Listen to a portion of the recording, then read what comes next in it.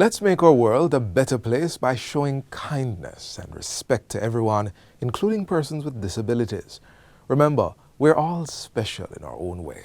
Be a friend, lend a hand, and let's build a community of inclusivity and respect.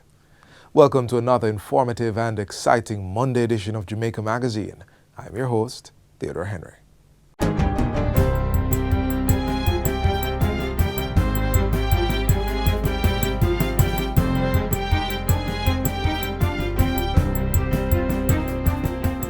Good day, I'm Twyla Whelan and this is your JS News for Monday, May 27, 2024.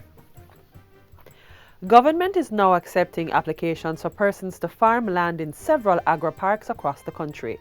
Agriculture Minister Floyd Green made the announcement during his contribution to the sectoral debate in Parliament last week. The agri-parks located at Amity Hall and Bridgepen in St. Catherine and Parnassus in Clarendon will be opened next year. It's part of the government's broader plan to expand agro-production zones, which includes increasing the nation's land banks. We're bringing an additional 400 hectares or 1,000 acres of arable land, which will have storage capacity and a distribution center. Not only are we announcing the agri-parks, but we have a microfinancing scheme that will go with these new agri-parks. Minister Green says the government will also be establishing a matching grant program to assist investors in obtaining the lands. We have $100 million, Madam Speaker, and we'll be providing a matching grant program up to $1.2 million per person for people who invest in the agri-park and qualify for this matching grant scheme. Interested parties can visit the AgroInvest Corporation website at agroinvest.gov.jm. Still on agriculture, the minister has announced the start of a dairy livestock innovation and nutrition knowledge initiative, also called D-Link. Minister Floyd Green says the program is intended to revolutionize the industry by implementing innovative solutions to alleviate the burdens faced by small dairy farmers. Central to the D-Link program is the introduction of a groundbreaking solar-powered cooling system to reduce the production costs burdening small dairy farmers.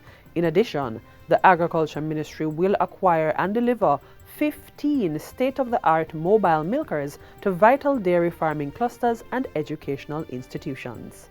We will install 7 energy-efficient milk cooling tanks. We will build our gene pool by importing and distributing live cattle, embryos, and semen. The initiative will also include a technology center and an equipment leasing component. Through the Dairy Development Board, we will allow our small farmers to lease at concessionary rates milking machines, silo packers, silo press, harvesters, shave cutters, hail balers. All of this will be provided to our small farmers on lease under this new initiative. This is how you harvest hope. This is how you cultivate a better future. The Kingston Public Hospital now has 3 digital X-ray machines to carry out diagnostic screenings and critical assessments.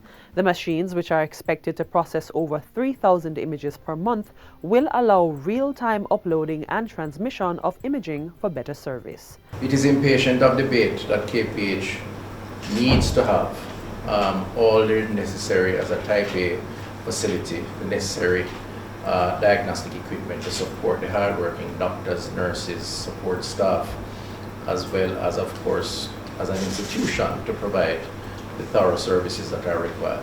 These are among 6 such machines being purchased by the Southeast Regional Health Authority at a cost of $500 million. The Bustamante Hospital for Children, National Chest Hospital, and Spanish Town Hospital are the other facilities set to benefit. Our hospitals need to be equipped to deal with the challenges of the time. Our health centers need to be equipped to deal with the challenges of the time. Our role is to prevent to a great extent, and where prevention can't take place, we must cure, or at least attempt to cure. Responsive. We are in a race to water resilience, and we have to make every drop count, says Minister Matthew Samuda. The minister, who has responsibility for the water portfolio, says the New Lands water system in St. Catherine is one of the many investments by the government that should help in this regard. He was touring the project site recently and pointed out the importance of the initiative, which should help address the approximately 200,000 gallons of non-revenue water amassed in Smith Lane, Tower Lane, and other communities within the Newlands environs. So every February I want to get a few less phone calls and a few less distressed reactions from citizens as we work through in building out our distribution capacity and reducing leaks. It's not the only element of the work, but it is certainly the critical element of work at this stage in the Water Commission's journey. The pipelines that have been laid are durable, and so persons will find themselves benefiting more from this package. Those who were having difficulties with water problems, that will be eliminated. Non-revenue water is water that has been produced and lost, sometimes through leaks and overflows, as well as theft. And finally, New Forest High School in Manchester has announced plans to construct a new auditorium that will be named in honor of community stalwart Eva May Wright. The Eva May Wright Auditorium will serve as a hub for cultural, academic, and social activities, as well as a space for students to express their creativity, skills, and talents.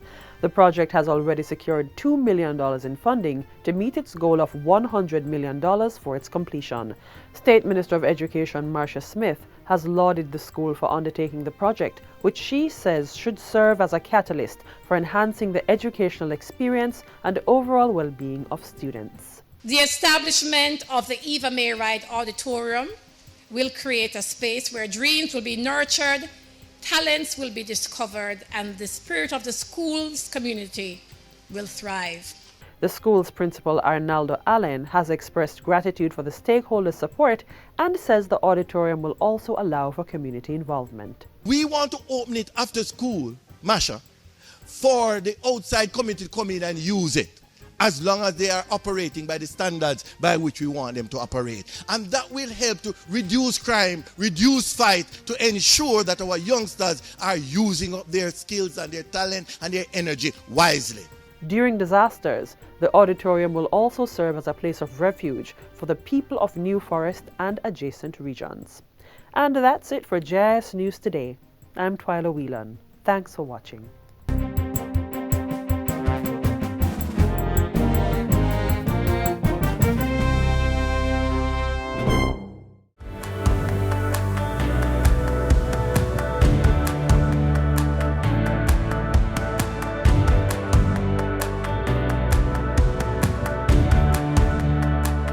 The future of every nation depends on every child. Let us recommit ourselves to the cause of children's rights. Let us pledge to be vigilant guardians of their innocence, their right to education, to safety, and to a future filled with promise. Let us encourage them to stand up, speak out, and ensure that every child's voice is heard, every child's right is protected, and every child's future is bright.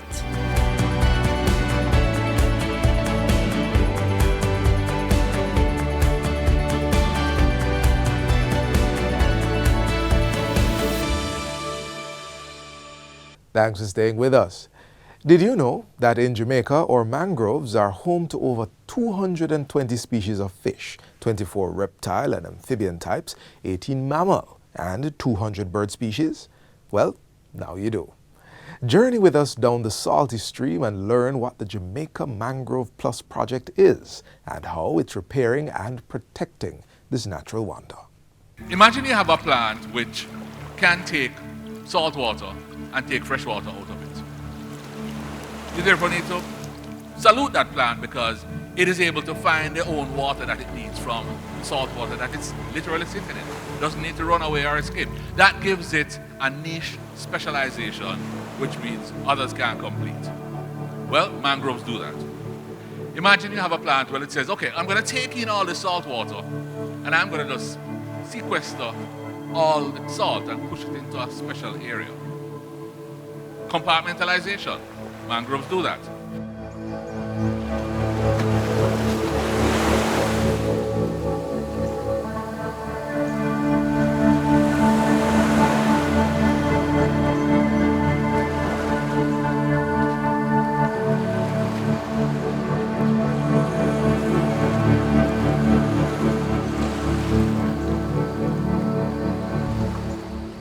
Mangroves are tropical and subtropical plants that live primarily in coastal environments.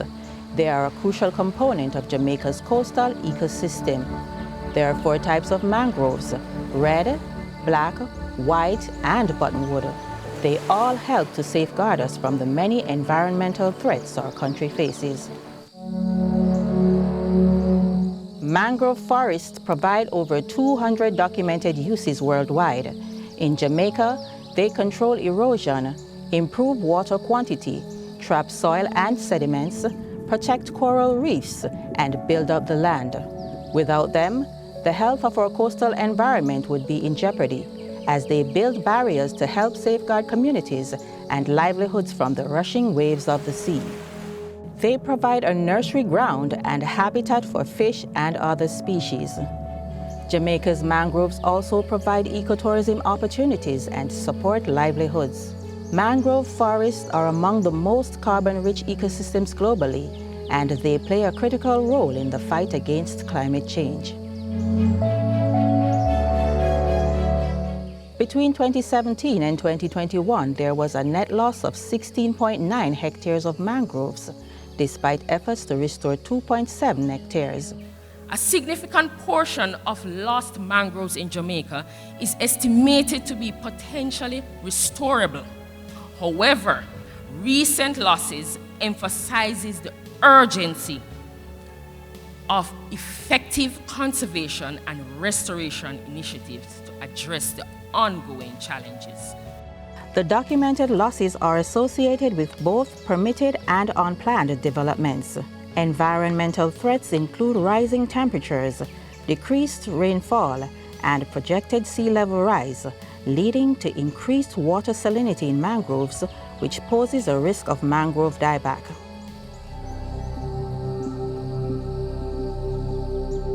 For the first time in our history as a country, we have taken deliberate and concrete steps to codify strategies and actions geared at guiding our efforts to sustainably manage and protect the wetland forests remaining in Jamaica.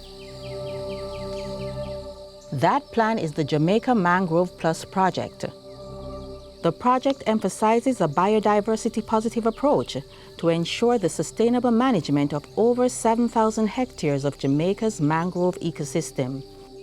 The initiative encompasses 3 core components: national mangrove policy strengthening, mangrove ecosystem restoration, as well as knowledge management, project monitoring, and evaluation. Among other things, the goal of the project is to restore health to mangrove habitats and establish new mangrove protected areas. To achieve this goal, we will seek to make the necessary changes to policies, create a more conducive environment for mangrove sustainability, raise awareness among relevant stakeholders about the significance of mangroves, create and popularize maps to illustrate wetland forests, proposed zones, and areas under consideration for preservation and restoration. Develop a dedicated website to provide real-time updates on the status of management of wetland forests. Designate areas for protection, and importantly, rehabilitate and restore degraded areas. Conservation should be our major goal, considering all we've already taken out, the value that we know it has, its intrinsic and future value, and how slowly, I don't want to say how poorly, but how slowly our restoration happens. It is incumbent on us to use the valuations by whatever means you consider, whether monetary, whether socially, whether environmentally, to conserve that which we have. Establishing new mangrove protected areas and restoring ecosystems not only safeguards key habitats and species, but also the well-being of coastal and inland communities whose livelihoods depend on these vital ecosystems. The project's significance extends beyond the local context, with clear links to climate change adaptation and mitigation. Mangroves act as natural buffers against the impacts of climate change, providing essential protection from hurricanes and storm surges. By investing in mangrove restoration and protection, Jamaica is taking a proactive step towards building resilience in the face of climate-related challenges.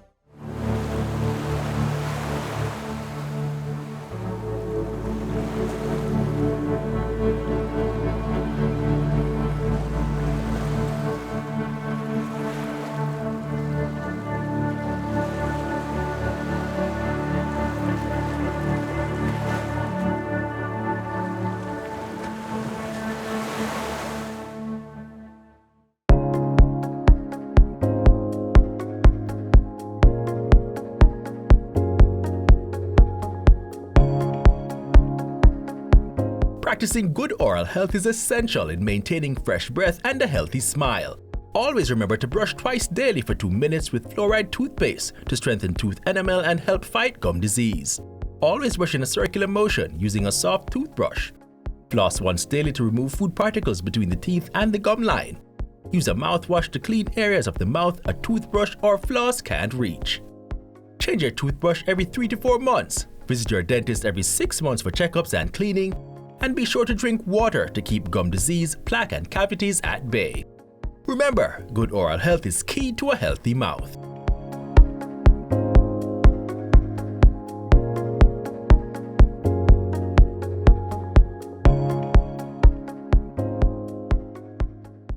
We've all heard our tummies rumble, but not from hunger. We sometimes laugh it off and continue with our day, but it is important that we make an effort to pay attention to what's happening inside our bodies and take the right action. By now you may know I'm talking about deworming. Learn more next.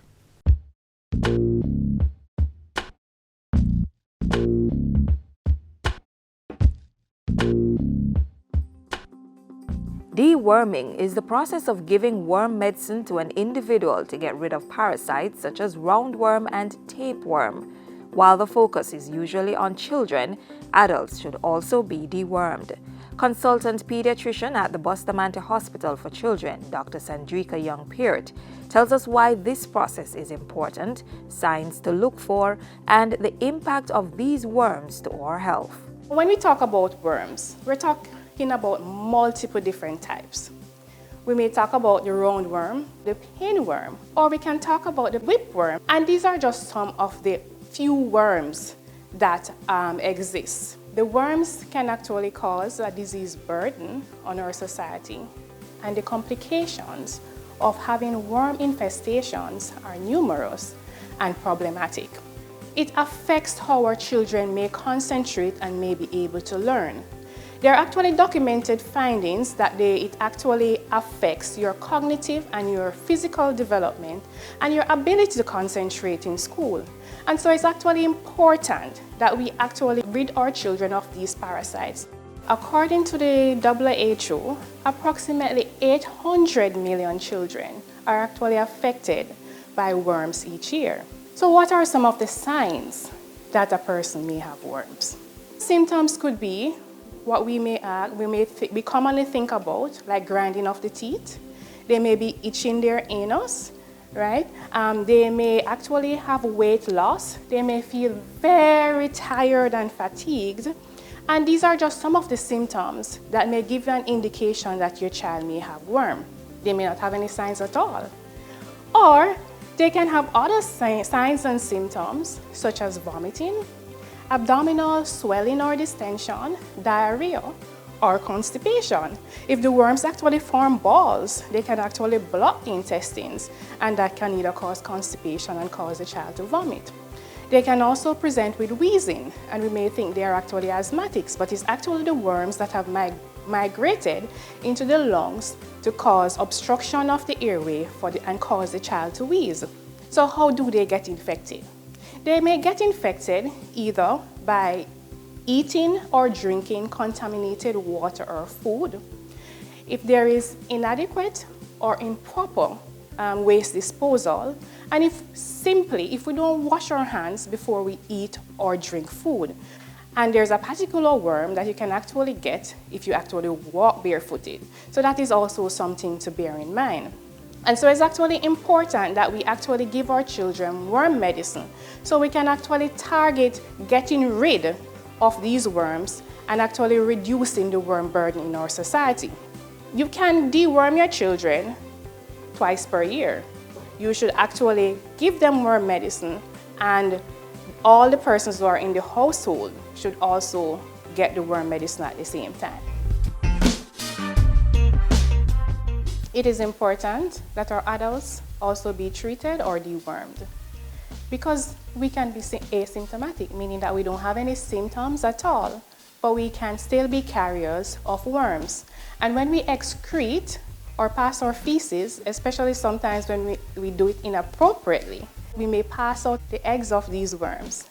then our cows or poultry or pigs may actually ingest these when they feed. And then that's a vicious cycle. And should our children be playing in the areas where waste is inadequately disposed, then they too can actually pick up the eggs or the larvae on their fingers. And if they don't wash their hands before they eat, or while they're in the midst of playing, they may actually put their fingers in their mouth, then they too can actually ingest these worms. So how can you prevent your child from getting worms? It's difficult, but there are some basic tips that we can actually do to reduce the chance of our children getting these serious worm infections and having the complications. It's basic hand washing before eating our food, allowing our children not to walk barefooted, allowing our children not to play with the pets, especially if their pets are not treated quite frequently. And importantly, proper hygiene. Ensure that our waste is disposed properly. So it's pretty important that we all get on board as adults so we can actually reduce the worm burden and the impact on our society.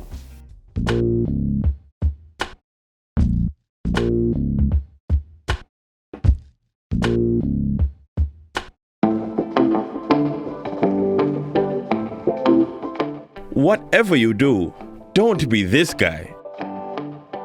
Ladies and gentlemen, this is your lifeguard speaking. For your safety and that of those around you, please listen carefully to what I'm going to say next.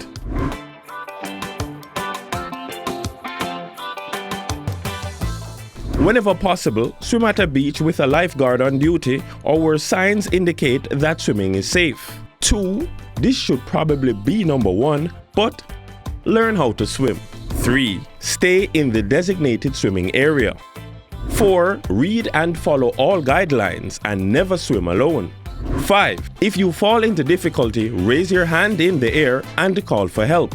6. Pay attention to local weather conditions and forecasts. 7. If you observe someone in distress, tell a lifeguard, or if you don't see one, phone 119 or 110 and request a Coast Guard. And before you swim off with this information, my friend Bernard has another tip for you. Everywhere you go, and you see a fishing vessel like those small ones up there in the harbor, anywhere you go and see those small vessels, that's the safest area to swim.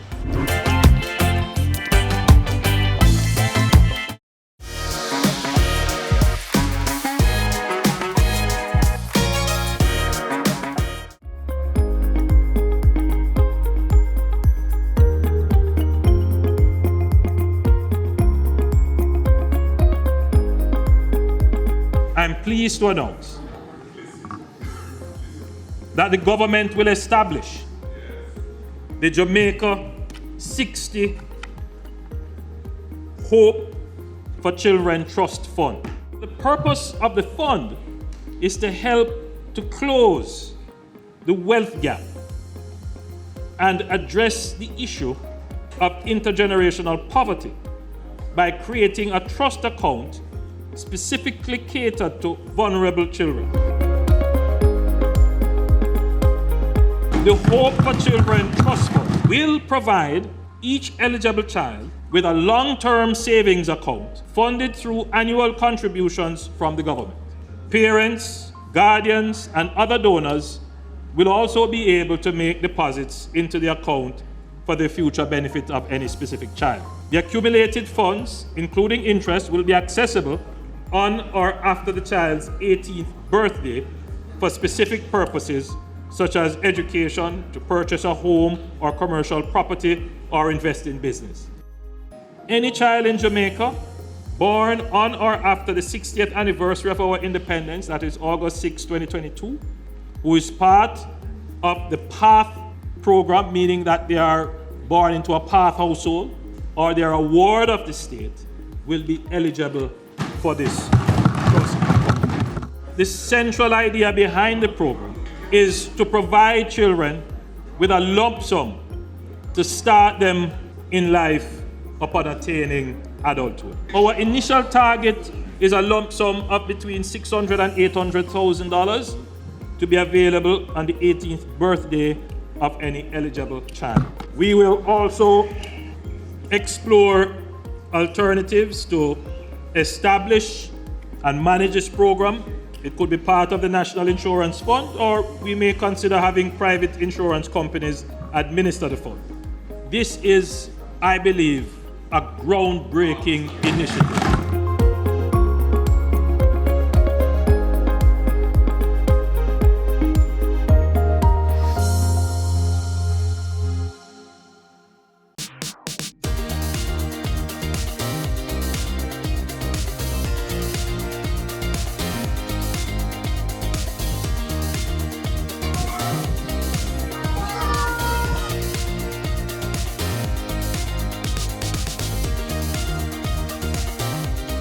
We just have to teach them the right way, right? Because it's one thing to speak out, but yet we cannot speak out of terms, I understand, and we still have to watch what we say, because even though there is free speech, we still have to be respectable and responsible. So if we can teach them the right way to express themselves in the right way, then I think we'll go far in their growing up to be respectable and honorable men in society.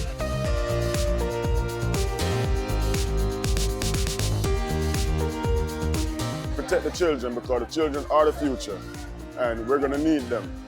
And if we do not protect the children, then we're going to have a society of chaos. You understand me? Because the children are the future. We've been saying it for years now. This is not something that's new. And we know that the importance of this world right now is future in the children. So we have to protect the children at all costs. And we have to know that we give them the right and proper guidance. You understand me? No one is perfect, but we can try our best. One of the things we can do is embrace your children more, love them more, show them love, and appreciate them.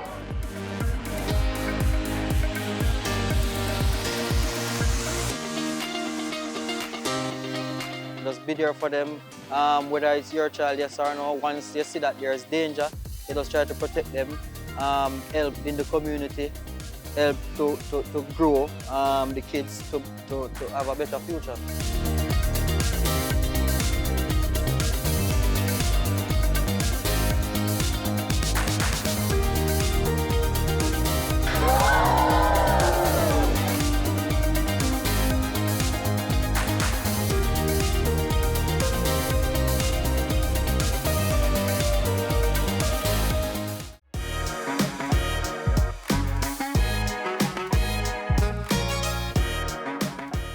We've come to the final stop of today's magazine, but the journey doesn't end here.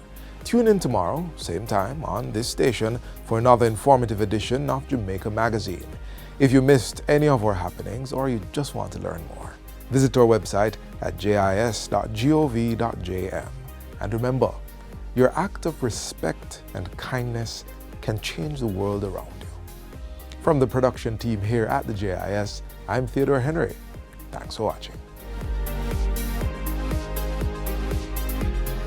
This has been a production of the Jamaica Information Service, the voice of Jamaica.